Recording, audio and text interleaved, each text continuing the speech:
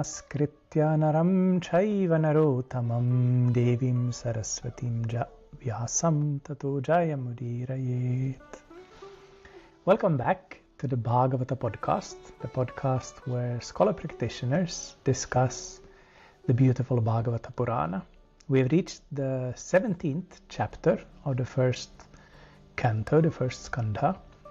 And today I'm very excited to be joined by Śrīmad Krishna Kshetra Swami Maharaj, Dr. Kenneth Valpy. I'm particularly happy, Maharaj, that you are back here for this chapter, considering your work with cows and now with animal ethics as well. So I think this chapter will suit you. This is a very exciting chapter. Do you want to summarize it for us, Maharaj? Let's see. Okay, I can try. This is in the midst of the story of this great king or emperor, Parīkṣit, King Parīkṣit, who is the grandson of Arjuna, the great warrior hero of the Pandavas. And he is now ruling his kingdom. And in the previous chapter, we see him coming out from his palace to sort of conquer in all directions, to assert his authority. And it's the beginning of the story which is now in the 17th chapter, this encounter with and confrontation with the personality Kali, the personage of the age in which, according to the Bhagavata Purana, the Śrīmad Bhāgavatam, we now find ourselves, this most degraded of four ages. And in this confrontation, he also speaks with the victims, the two victims who have the two victims of Kali, namely the personified earth in the form of a cow and the personified Dharma in the form of a bull. And in particular, he's speaking with Dharma the bull about the cause of his losing basically three of his four legs. And then he proceeds to threaten this personage Kali to kill him. And at that point, Kali throws himself at the feet of the king in surrender, and the king, because of this sudden sort of change of spirit, you could say, or apparent change of spirit, decides that no, it's not proper to kill him. He has taken shelter of me. And then he determines that Kali has to reside in specific places within his kingdom. And in this way, what we get really in this chapter is an etiological story, a story about how the age of Kali has come to be what it is, and how the degradations of this age have come to be. I would put it like that. It's an etiology. Thank you. That's an excellent summary, I think, of the chapter, and we'll have occasion to return to many of the parts of this story. You say that this is an etiology. Could we also call it a metaphorical story? Yeah, is it metaphorical or is it allegorical or is it both? But there's some complexities, I think. On the one side, we have the cow and the bull, who are, you can say, allegorical figures, and they're speaking. They seem to speak quite good Sanskrit. And they're speaking to the king, who we may want to say is a historical or a super historical character, or a person that, if one went back far enough in time, you might meet, where you might not meet the cow or the bull. Yeah, what are your thoughts about the metaphorical dimension, though? Well, maybe we can come back to that later, but I was curious about your thoughts about this, Maharaj, because the cow and the bull and the personification of Kali, they all seem like these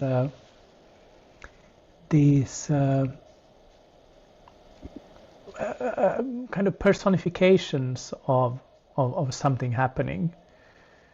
While the king, of course, as you say, is a historical, or you said super historical person. What did you mean by that?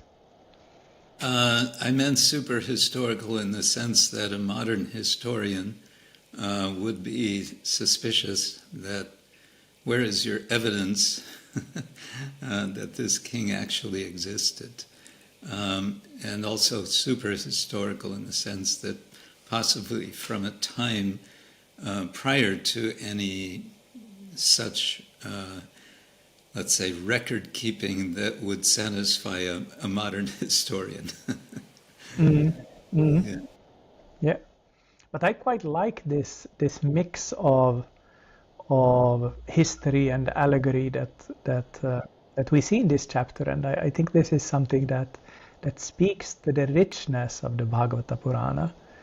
That there's this verse from somewhere, and I can't remember the Sanskrit, where it says that the Vedas speak like they give orders.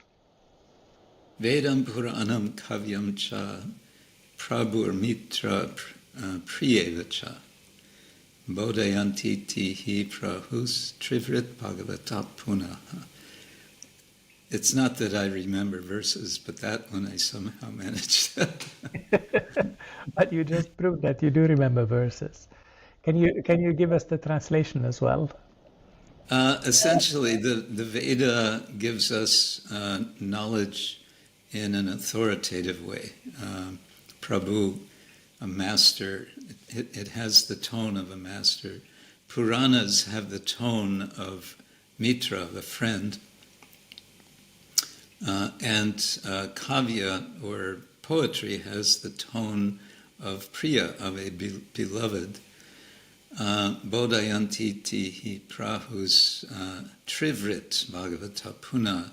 But the Bhagavata contains all three sorts of teaching, all sorts of, you could say, didactic styles. And we see this, I think, also in the way that the bull speaks, like you mentioned, Maharaj. He speaks Sanskrit, but he also is very knowledgeable about various forms of traditional wisdom. Yes. When the king asks him that who has done this to you, he gives a very philosophically dense answer, and then saying that you know everything, so you explain it to me. You know, so you decide what to do. Yes. You're the king. Yes, it's true. And the conclusion of the king after hearing the bull's response, in which he refuses to commit to point a finger or to call blame on any person, the conclusion of Parīkṣit is to say, so this demonstrates that you are Dharma personified. You are, we might want to say, religion personified.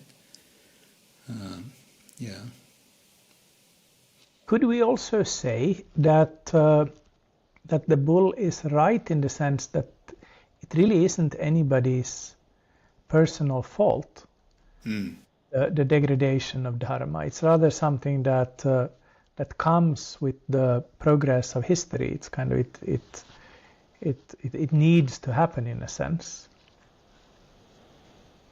There's destiny, inevitability. Of course, this is a major theme, especially in the Mahabharata, is Daiva versus Purushakara, destiny versus human agency.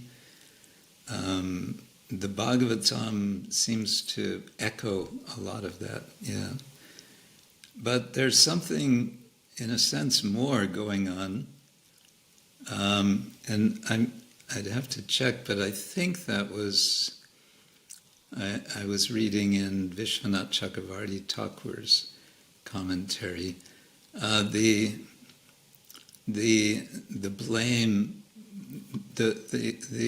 the resistance or the not wanting to blame seems to be because one has to face the reality that the ultimate source, the ultimate cause, is the Supreme Lord. But you cannot blame the Supreme Lord. That would not be proper.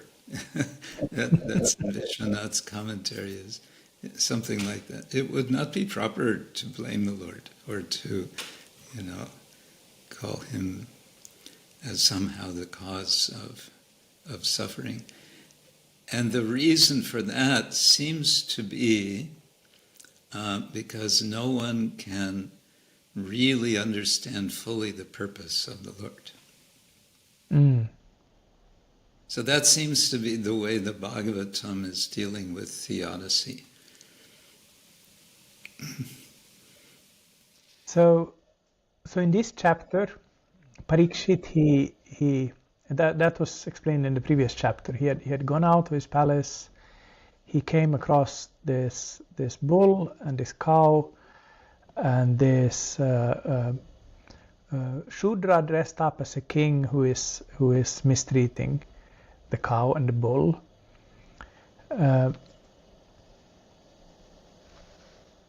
These are, of course, very powerful symbols. The bull and the cow. You speak about, or you coined the term bovinity in your book on cow protection. Yeah, I couldn't resist. I'm happy that you didn't, because it's a wonderful term. Well, it turns out it's a real word in the dictionary. Bovinity. Yeah, it's I didn't make it up.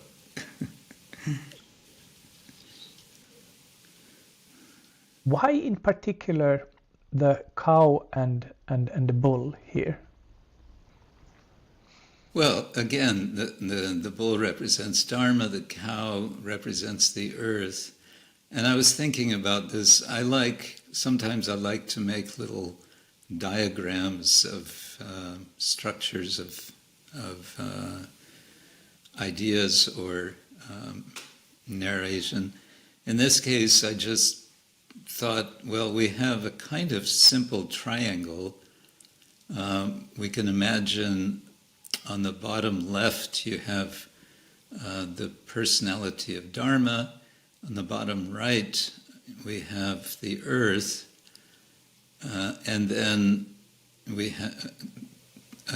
have a third point at the top, and that's the king. The king is in the position of protecting the earth and protecting Dharma. So what's happening in this, the previous and the present chapters, is Kali is coming along and attempting to usurp the position of the king of Parīkṣit. And here's also, maybe as a footnote, an interesting point from Vishwanath. He says that, you know how he likes to make like additional conversation beyond what's in the actual verse. And in one verse he says, you may be the king, that he's speaking like the voice of Kali, saying, well, you might be the king, but I am the king of time, of the present time. Yeah, and you don't have control over this. But anyway, we have this kind of, sort of like a triangle, king on top, and then the foundation of, we could say, let's say, not just human life, but flourishing life in general in the world is facilitated on the one side by the earth. The earth represents, as a cow specifically, I would say, abundance. She symbolizes abundance. And she's always giving milk. And then her counterpart is Dharma as a bull. And the bull has, well, the cow also, but the bull has 4 legs. And those 4 legs are also symbolic, right? They're representing 4 aspects of Dharma. There's purity, austerity, mercifulness, and truthfulness. And as the story goes in this chapter, 3 of these 4 legs have been broken. And this is also interesting, and again, this was it Vishwanath? Yeah, I think it's Vishwanath Chakravarti Thakur is saying, maybe it's in the verse, that in the 4 ages, starting with the 3rd age, going the 2nd, and then there's a reduction of all 4 of these dharmic qualities, each one. So a quarter is, so purity is reduced by 1/4 when you come to Treta Yuga, by a half, etc., with all of them. Anyway, back to the triangle, we have this foundation of Dharma, which is sustained on the earth and protected by the king, and then the earth is giving, because Dharma is being upheld. And of course, the bull. What does the bull do? He plows the field. And the cow produces milk, which is then made into ghee, and ghee is offered in sacrifice. And there we have the sacrificial, I like to call it the cosmic circular economy, described in the 3rd chapter of Bhagavad Gita. Annam bhavanti bhutani parjanyat anna sambhava. So it's the cow who's providing this essential ingredient of the yajna, namely the essence of the essence. So from grass through the cow, you get milk, and then the milk, you boil it down and boil it, and eventually you get ghee, the essence of that. and that goes back to the devas, and then you get rain, and around and around we go. But now in the story, 3 of these legs have been cut down, and the only one which is remaining, and even which is tottering, is truthfulness. Right. Why is it particularly truthfulness that is remaining compared to mercy and cleanliness and so on? I was wondering the same thing. But then I'm especially wondering when I look at the present sort of global situation of the media, and as we've all seen, there's this notion of fake news, and there's what is the other expression? Anyway, truth seems to be a very much threatened principle in so many ways, but especially in the political sphere.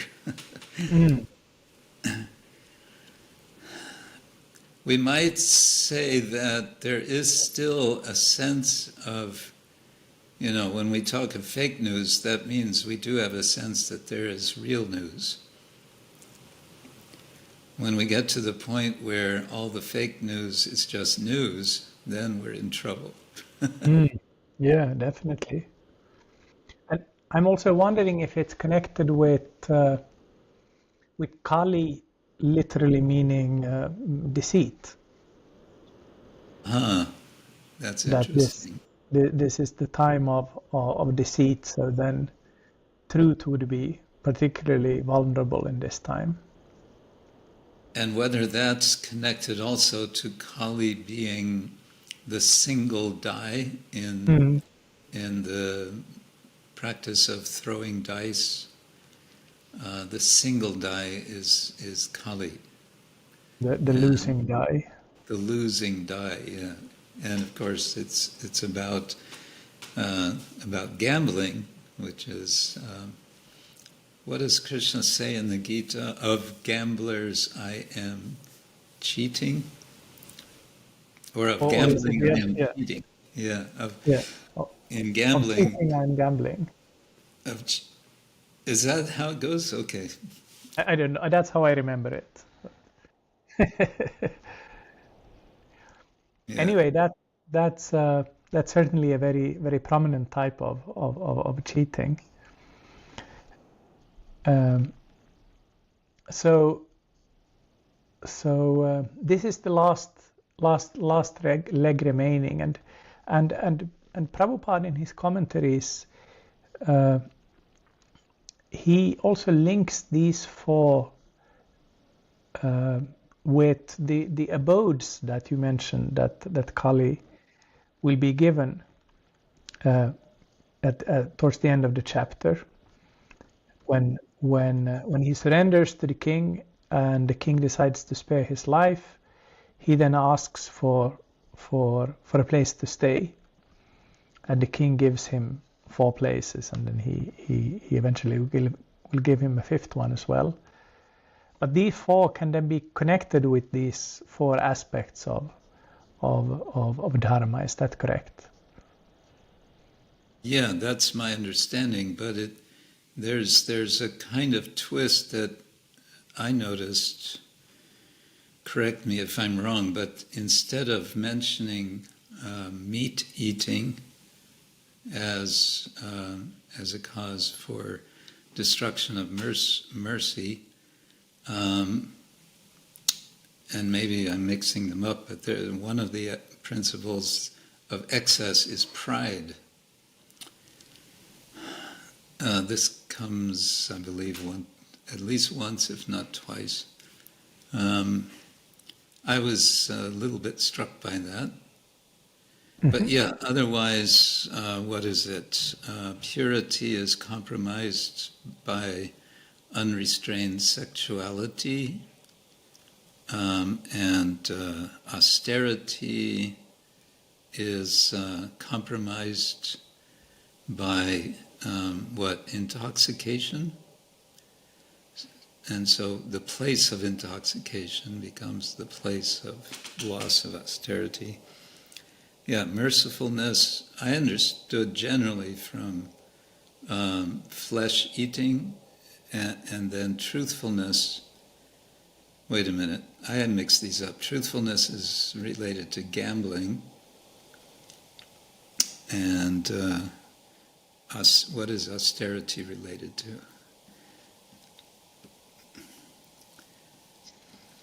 Well, Prabhupada, in his commentary to verse, let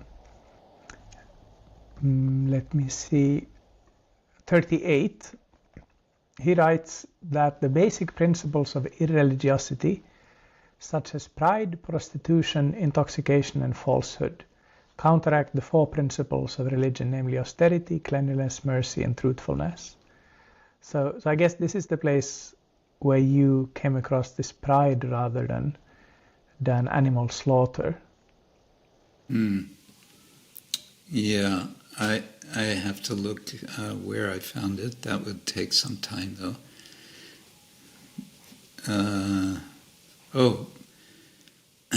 That's interesting. Srila Prabhupada refers to Srila Jiva Goswami, directs that drinking against the principles of scriptures, such as the Sotramani Yagya, association with women outside marriage, and killing animals against the injunctions of scriptures, are irreligious. So Jiva Goswami does refer to killing animals.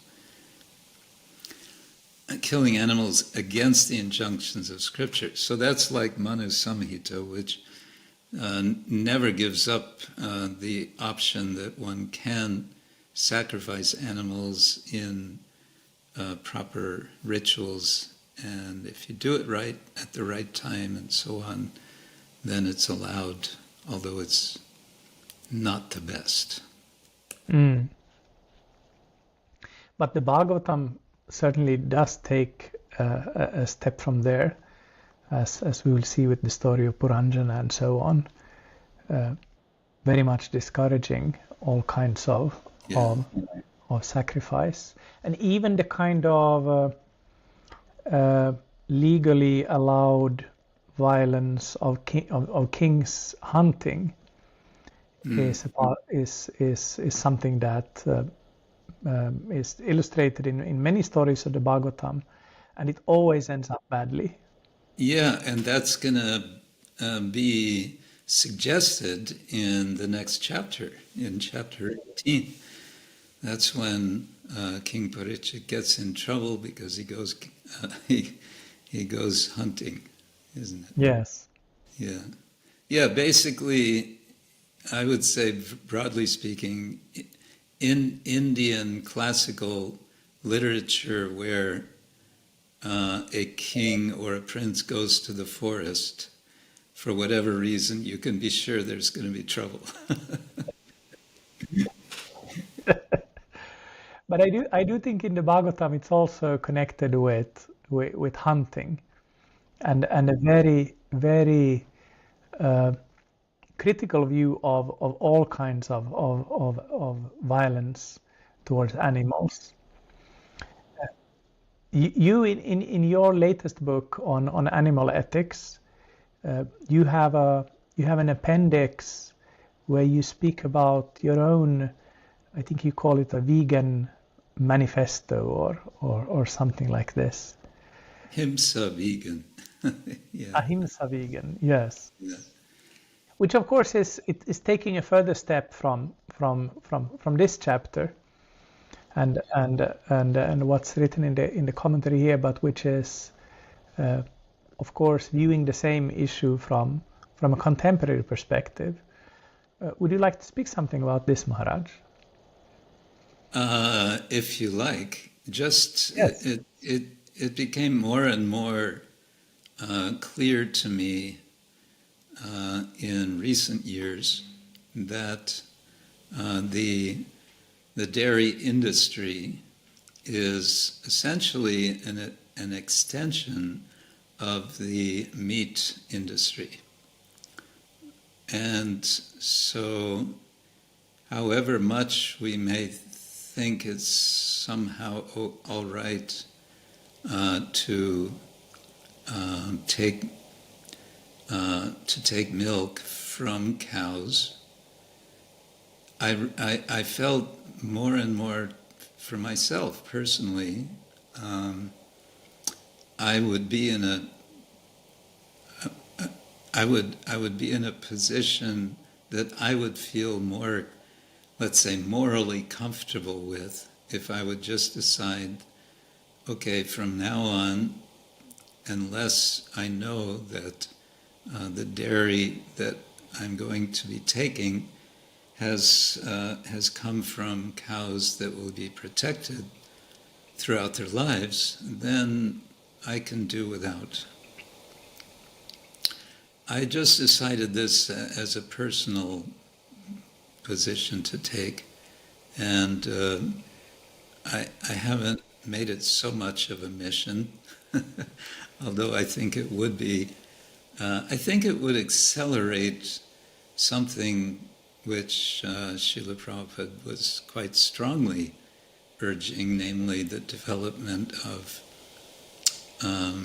farm projects with cow protection, where we would have milk and there would be agriculture and so on, which is in very small ways existing in some parts of the world, but I think the scale would need to be very much expanded. And I wonder how that can happen unless more and more people who want to follow this tradition become more determined that, okay, I can do without milk unless it's coming from protected cows. But I really would like to have milk, so let's have protected cows. Yeah.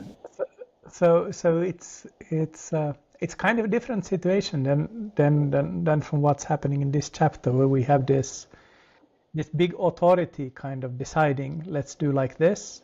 Right. And you're calling then for other individuals then to kind of from a bottom up approach. Yeah, that's just my temperament, I suppose.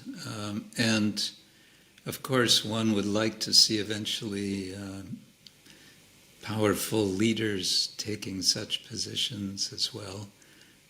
Since, as we know, Krishna says in Bhagavad Gita that whatever example great people, great persons give, others will follow. Yat acharati shreshtas tat tat evetaro jana sa yat pramanam kurute lokas tat anuvartate. So at some point, and I think this brings us back to Parīkṣit and this story, this is very much emphasized, especially in this canto, but I think we can say throughout very much of the Bhagavatam is the importance of leadership, generally expressed in the form of monarchy or understood in terms of monarchy. But I think for modern times, if we just think more generally of leadership, then we can appreciate the lessons that are there. In his commentaries, Prabhupada, here as in many other places, he does take the opportunity to speak to leaders and about leaders. He cites what he calls a modern politician in one of his purports, who says that he has no faith in any of these things. So when I'm gone, you just I don't want any religious rituals. I googled that statement, and as I guessed, it was Nehru who had said that. Yes. So Prabhupada took the chance to offer some critique of him, but he also does take the opportunity to outline kind of a program for how society should be governed by a proper leader. And he lists in his commentary to the 38th verse, the same commentary that we were looking at already. He lists some points. He says that there should be 2 compulsory days of fasting in a month, which I suppose could be, for example, Ekadashi. And there should be, citizens should give charity for spiritual causes, and to 50%. up to 50%, and which is of course a big ask. I know many devotees who have taken up the Christian inspired practice of tithing, giving a tenth, and that many people think is quite a lot already. It's a challenge, sure. Yeah. But more controversially, Prabhupada suggests that there must be compulsory marriage of young boys and girls attaining 24 years of age and 16 years of age respectively. I'm sure people could get upset by this, but what's the background for why would Prabhupada write something like this? A possible reason could be from what he saw in America. Although this is before America, isn't it? This is before he went to America, yeah. Could it be that he already saw things in India that concerned him in this regard? I don't know. It could also just be from his own experience. He was married quite young, in his early 20s, wasn't it? And he felt this was the proper thing. This was the Vedic standard, I think he would call it like that. Perhaps he noted, because he was going to college, he was going to Scottish Church's college. Maybe, I'm just guessing, some of his his cohort, the other students, were carousing about. And he thought, no, this is not good. Yeah. And I mean, girls marrying at the age of 16 sounds outrageous, of course, to a contemporary reader. Yeah. But I think Prabhupada's wife was younger when he married her, and certainly earlier on in Bengal, girls would marry at very, very young ages. Bhaktivinoda Thakur married, he was 12 years old and his wife was 5. I just read that. Yeah. She died quite young, and then he married again 2 months later to, what's her name, Bhagavati. Yes. But of course he had a very young child at that time as well. Anyway, so 16 is quite an improvement on that, one could say. But anyway, my point wasn't so much to really focus on this, but rather that Prabhupada certainly does have this kind of grand social vision that comes through here in this chapter as well. Thinking about what the example of Parīkṣit could mean in today's society. Yeah. And speaking of that, I was just just reading the account from the biography of Prabhupada when he went to meet the Prime Minister Indira Gandhi. He had prepared a list of topics that he wanted to address when he met her.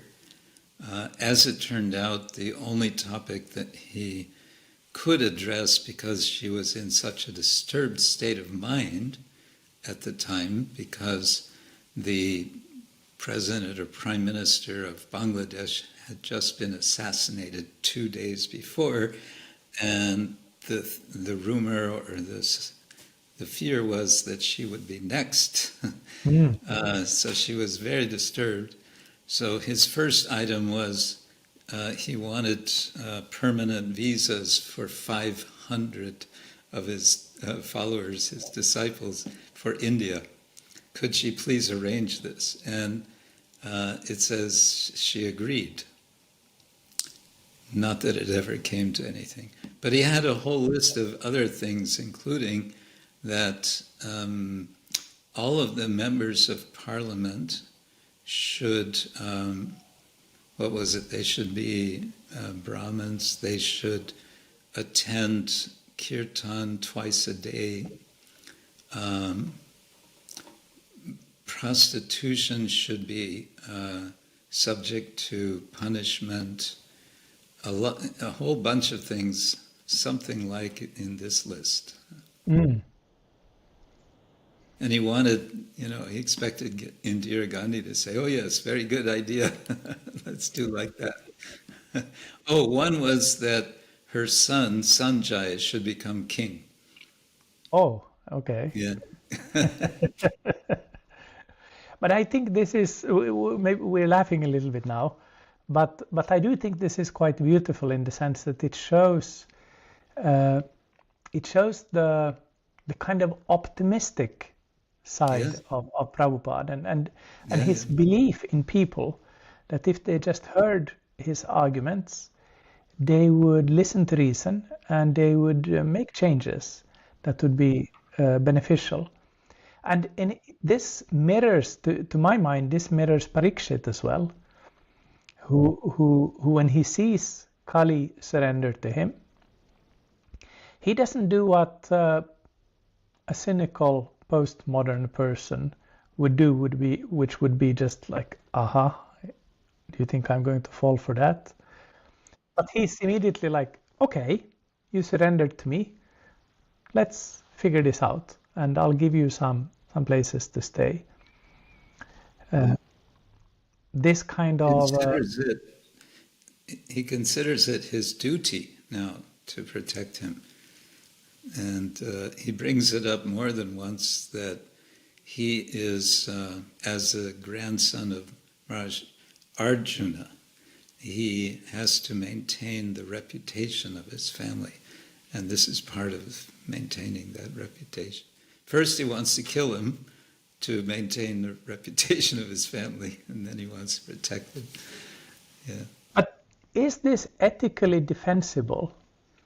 I mean, if let's say a person has killed somebody, and then he comes up to the relative of the victim and says, I'm sorry, forgive me. And then the victim says, okay. Does that really then take away all the crime? All the things that Kali has been doing? And as of course we will see, nothing does really change, does it? Because these tendencies are going to keep. Yeah, now he's going to spread his influence from these 5 places. Yeah. So how is it correct by the king to just forgive him like that? Whether it's correct or, again, going back to what I see, the whole story is etiological. It's telling how something has come to be the way it is. So I mean, not to avoid, you have a good point, a good question, is ethical. But from the narrative side, it's just, that's what he decided he has to do. And the sense that's given, it seems to me, is he has to do that. This was the understanding as a king. He must give shelter to a person who surrenders to him. Of course, we who are more, if not cynical, skeptical, may say, well, that anybody could just say, oh, I surrender unto you. Of course, there's something like that in rules of warfare, isn't there? That someone surrenders and then they become a prisoner of war rather than being killed. Yeah, but there might still be like a tribunal or something like the Nuremberg trials after the Second World War. But yeah, but I also wanted to ask you something else, Maharaj. Here at this point, the king gives Kali 4 places to stay at, and these 4 then correspond in some way, at least, with these 4 aspects of irreligion. That is slaughterhouses, places of prostitution, places of gambling, and what's the 4th?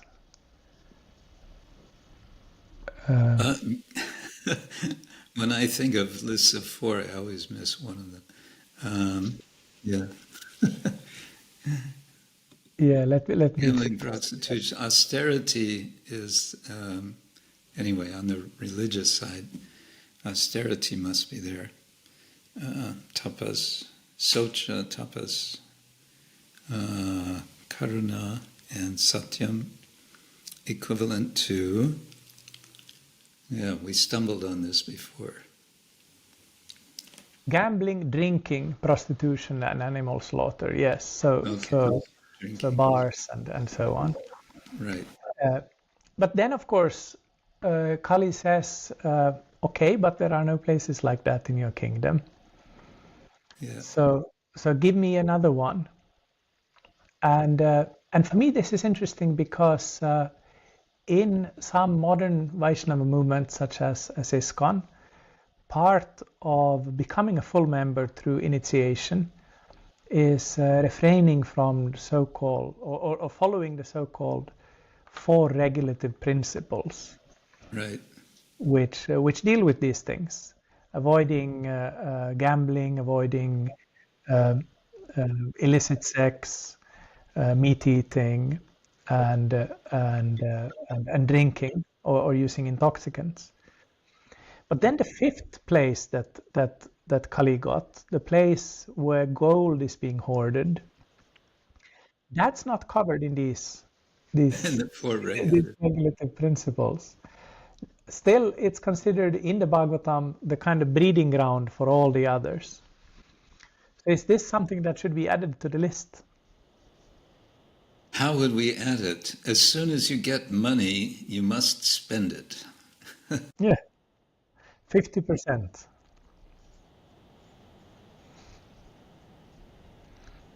It's an idea we can discuss. We can bring that up. And yeah, because it says, this is verse 39, the personality of Kali asked for something more, and because of his begging, the king gave him permission to live where there is gold, because wherever there is gold, there is also falsity, intoxication, lust, envy, and enmity. So that's like the root cause of all the others. One way we see the outward manifestation of the how gold, in the broader sense of money or finance is so prominent in society is just the fact that kind of generally the biggest buildings in the cities are banks. So they become, in some sense, they become the temples, the places of worship.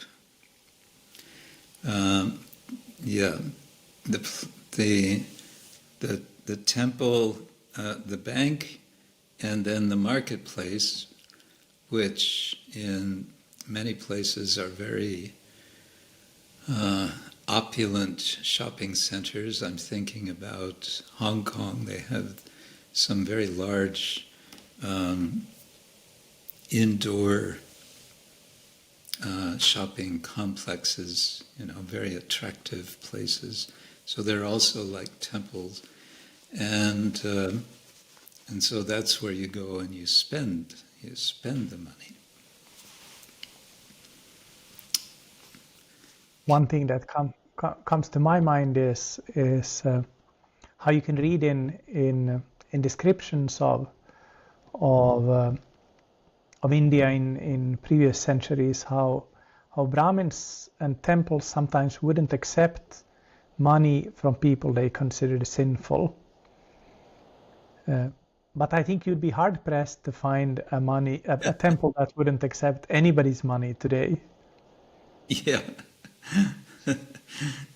That's very much the case. If you like, I was thinking we could go back to, or did you want to continue on this point? No, that's fine. I'm just looking at Vishwanath Chakravarti Thakur's comments to the bull who has been asked by Parīkṣit who has caused this trouble. I'm reading now from Bhanu Swami's translation. First, his translation of verse 18. O best of men, I do not know the person who is the cause of my suffering, since I am bewildered by different statements of Scripture. So there he gives the general Vakya Bheda Vimohita. And then in Vishwanath's way of adding conversation in his commentary, he adds, assuming this comes from Parīkṣit Maharaj, why do you conceal the person? I even see the person who is giving you suffering. So that's, he's portraying the king as saying that.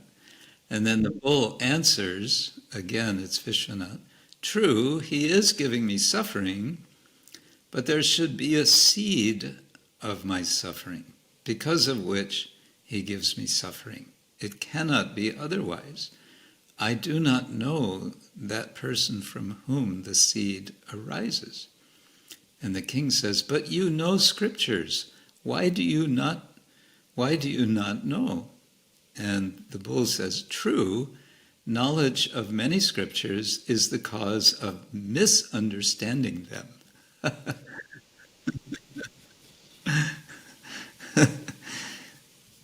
And then there's more in the next verse, where he goes into specifics of possible causes and why they are not the ultimate cause.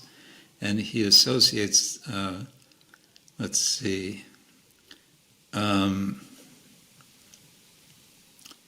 yogis say that the soul gives happiness and suffering, and he quotes the Gita in this regard.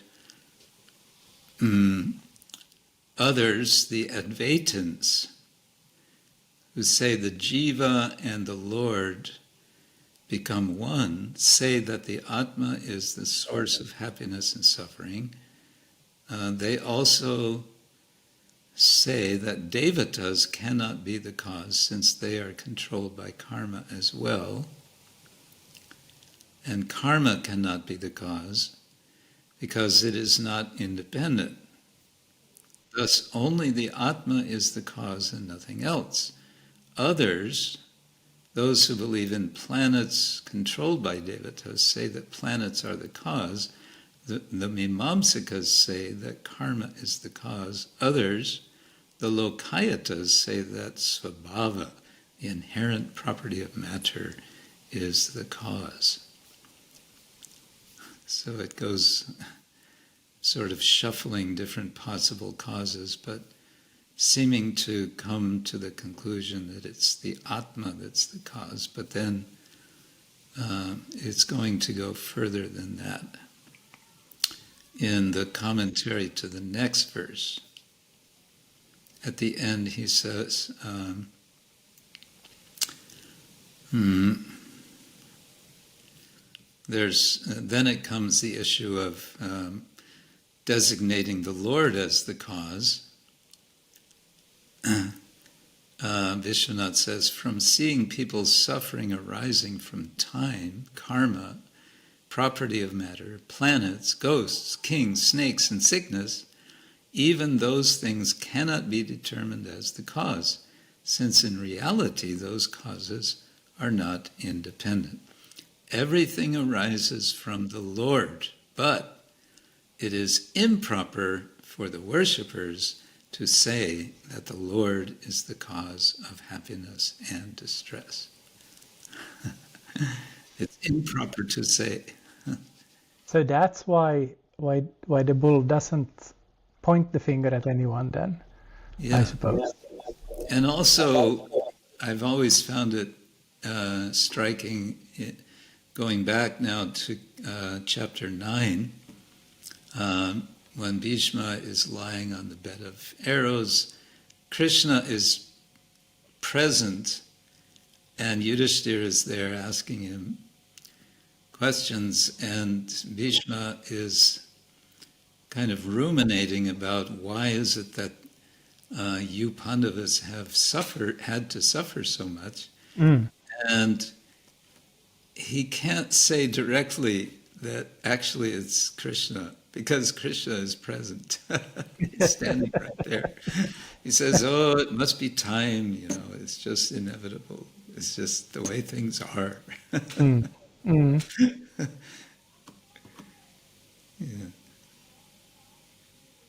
Yeah, I mean, this is, of course,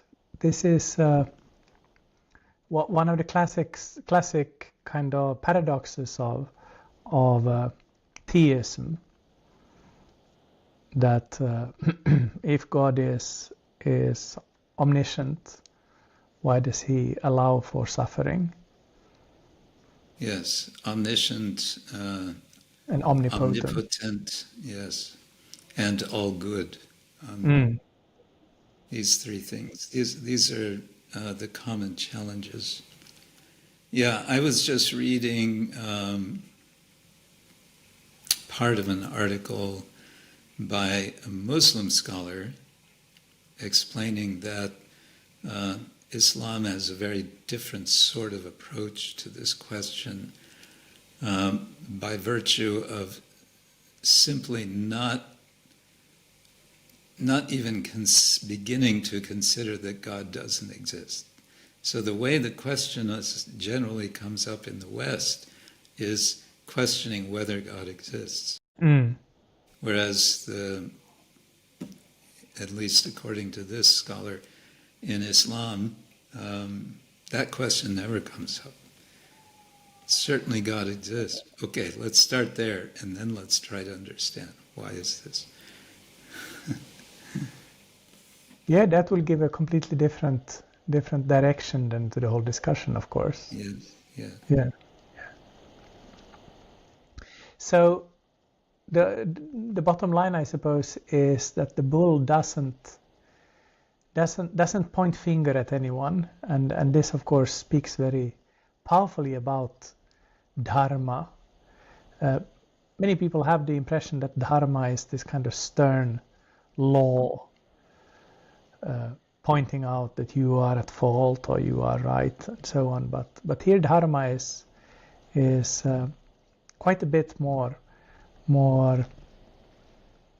tolerant, we could say.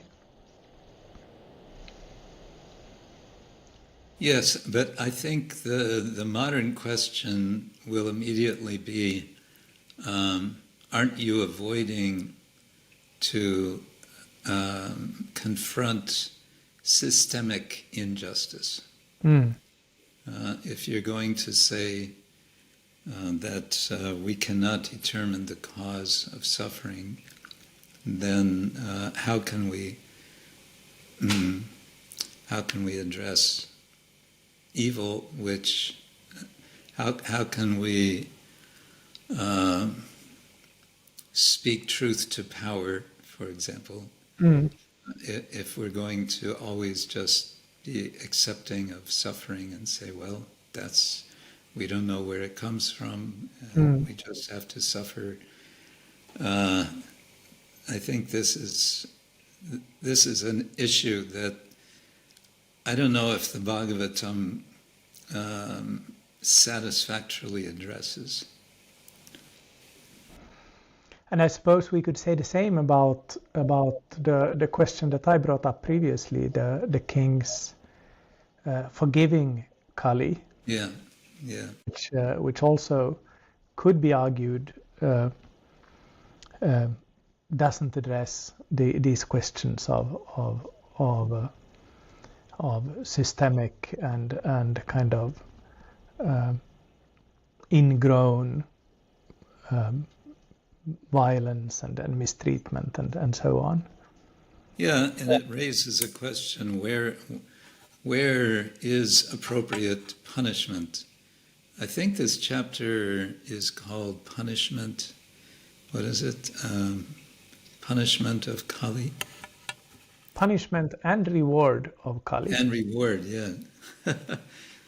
So, initially the intent is he has to be punished,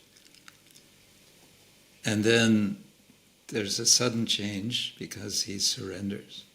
Of course, I suppose we can take it in that sense that Canto 1 is a kind of overture to the rest of the Bhagavatam, and so it's anticipating the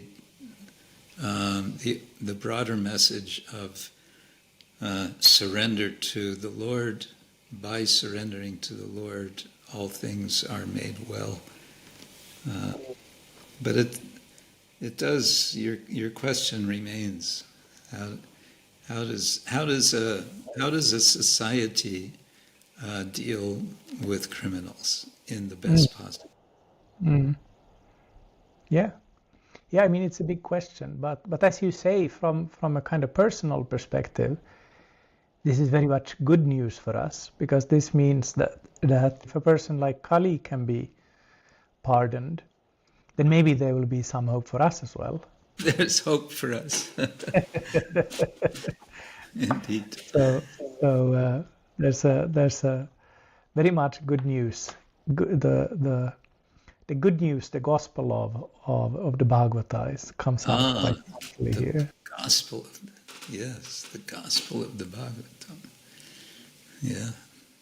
So there's one more thing maybe that we want to say in anticipation of the last two chapters of the Bhagavatam, of the first canto. Up till now, we have this kind of very heroic martial Kshatriya Parīkṣit Maharaj, and we're going to see how there's, in the next chapter, there's, because of his excess, there's a certain excess which is going to lead to his downfall, which then leads to his meeting meeting the sage Shukadeva Goswami. And it seems that the whole first canto is just building up to that point of that meeting, isn't it? So what we get in chapter 17 is, it's very much giving some background, a kind of cultural background, and also it's locating the Bhagavatam in time. That's been hinted already in chapter 3. Krishna has left, and the Bhagavatam has arisen in this age as a kind of, not replacement, as the form of the Lord for this age, because it's the age of Kali. And before that, Prayinal Payusa Shabya, we're in the age of Kali. So now we get the story of how this is the age of Kali. And then we get the big meeting that's going to start the speaking of the Bhagavatam, which is what we should all be doing, is hearing the Bhagavatam in the age of Kali. So if we go back to my idea of this chapter also being metaphorical, could we say then that all these different themes of the powerful leader putting things in order, the cow and the bull, the personality of Kali, and so on, all of these are going to be kind of turned around several times before we get to the end of the Bhagavata. It looks like the king puts everything into order here, but then it's going to go topsy-turvy in the next chapter again. Yes, yeah. Yes, I think you're right. That's how it is. So it's quite dramatic. I really like the character of Maharaj Parīkṣit. He's very much, I think, this kind of tragical hero, that he has this destiny of being this searcher, Parīkṣit, searching for this person he saw in the womb, and really trying to live up to his ancestors, to Arjuna, to Yudhishthira, and be this perfect king. And he really does his best, and then all comes down. Then he has a fatal flaw. Yes. Yeah, tragic character. But not tragic in the end, because in Canto 12, he's ready to leave. He leaves even before Takshaka comes. He's just moved on. Mm-hmm. Thank you again, Maharaj, for joining us. Thank you. Thank you, Bhrigupada. I hope that you'll be able to join us many more times in the future. And forward to it. Very bold. Thank you.